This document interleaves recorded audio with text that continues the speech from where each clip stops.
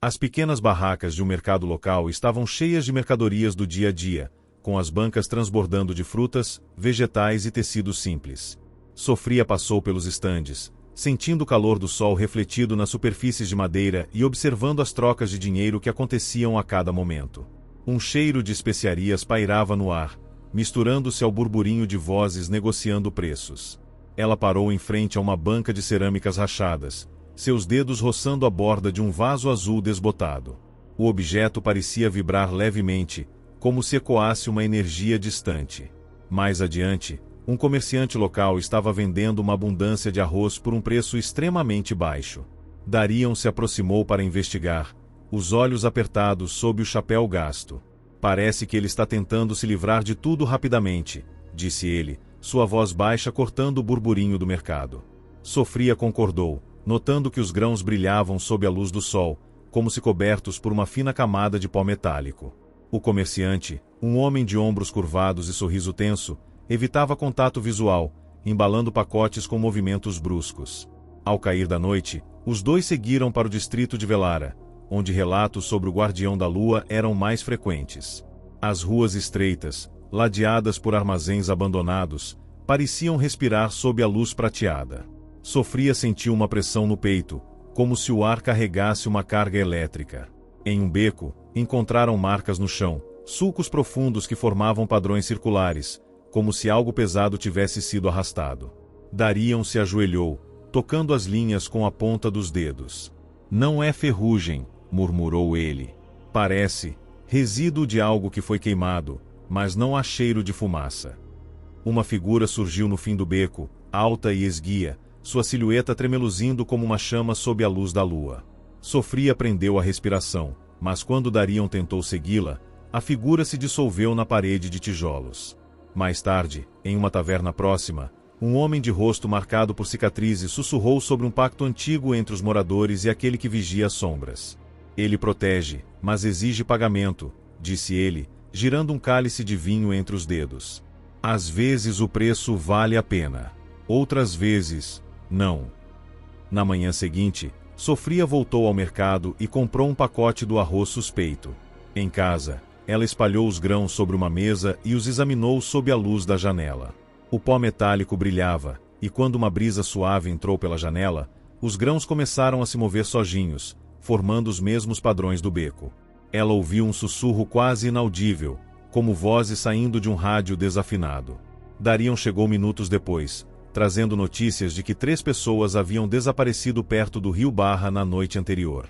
Todas carregavam pacotes idênticos aos que Sofia agora analisava. A lua surgiu novamente, e eles caminharam até a margem do rio, onde a água refletia a luz como um espelho rachado. O guardião apareceu de repente, sua forma oscilando entre sólida e translúcida. Ele não tinha rosto definido, apenas uma mancha clara onde deveriam estar os olhos. Ele estendeu uma mão, ou algo que lembrava uma mão, e tocou a água. Imediatamente, a corrente parou, congelada em uma onda suspensa no tempo.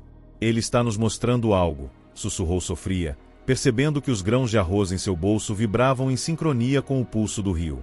Darion pegou um punhado e o jogou na água parada. Eles afundaram rapidamente, mas no fundo, formaram uma imagem fugaz. Uma cidade submersa, torres cobertas de musgo, ruas vazias. Antes que pudessem entender, o guardião desapareceu e a água voltou a fluir, levando os grãos consigo. Na manhã seguinte, o mercado estava vazio, as barracas desmontadas como se nunca tivessem existido. Apenas o vaso azul permaneceu na banca de cerâmica, agora partido ao meio, com uma única semente brilhante em seu interior. A semente pulsava como uma estrela aprisionada. Sofia a envolveu em um pedaço de tecido desbotado e guardou no bolso, sentindo seu calor atravessar o tecido. Darion sugeriu plantá-la no jardim abandonado atrás da casa, onde o solo ainda guardava marcas de antigas raízes.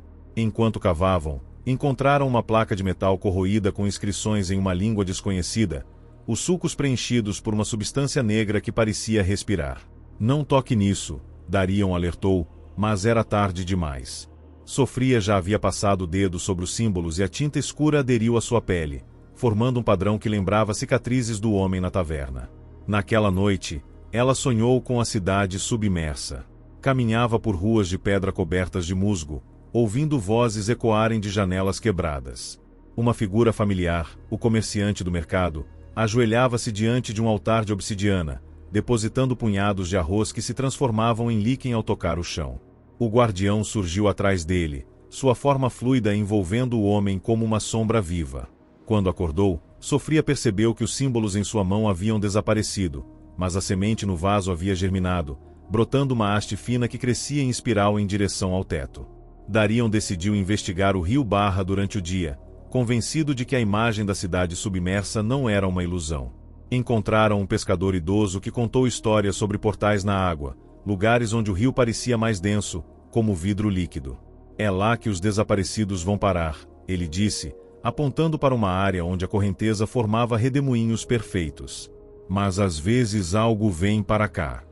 Enquanto remavam em um bote velho, Sofria notou que a água refletia não o céu, mas uma paisagem diferente, torres inclinadas e pontes suspensas, como o negativo fotográfico da cidade que haviam visto. Ao retornar, encontraram a planta no vaso transformada. Suas folhas eram translúcidas com veias metálicas que brilhavam no escuro. Darion cortou um pedaço da haste e um líquido azul esverdeado escorreu, emitindo um zumbido baixo. Naquela noite, o guardião apareceu dentro da casa, pairando sobre a planta.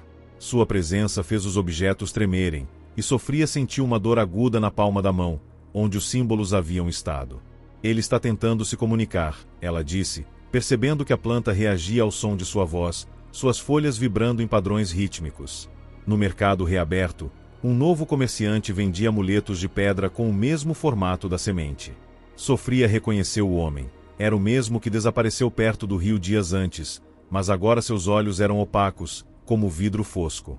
Ele ofereceu um amuleto a Darion, que recusou, notando que as veias do objeto pulsavam em sincronia com a planta em casa. O pagamento precisa ser feito, o homem insistiu, sua voz monótona e desprovida de inflexão. O guardião sempre cobra. Mais tarde, enquanto analisavam mapas antigos da região, encontraram referências a um acordo lunar entre os primeiros colonizadores e uma entidade descrita como Vigia das Marés. Um trecho mencionava que oferendas de alimentos eram deixadas nas margens do rio durante a lua cheia, mas a prática cessou após uma enchente catastrófica. Sofria conectou os pontos. O arroz metálico, os desaparecimentos e a planta eram parte de um ciclo antigo agora corrompido. Ele não está protegendo a cidade, ela concluiu. Está tentando reparar algo que quebramos. Na noite seguinte, levaram a planta até o local dos redemoinhos. O guardião surgiu imediatamente, sua forma se fundindo com a água. Darion mergulhou a mão no rio, sentindo a correnteza parar novamente, e colocou a planta sobre a superfície.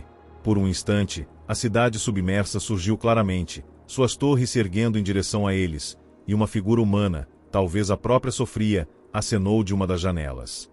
Quando a visão desvaneceu, a planta havia desaparecido, deixando apenas uma única semente idêntica à primeira, mas agora com uma rachadura fina em seu centro.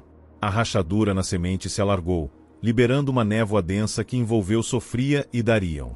A margem do rio desapareceu, substituída por uma versão distorcida da cidade submersa, onde as ruas pareciam feitas de sombras sólidas e o ar cheirava a ozônio. O guardião caminhava à frente deles, sua forma agora mais definida, traços humanos esculpidos em luz pálida, mãos que pareciam feitas de água congelada.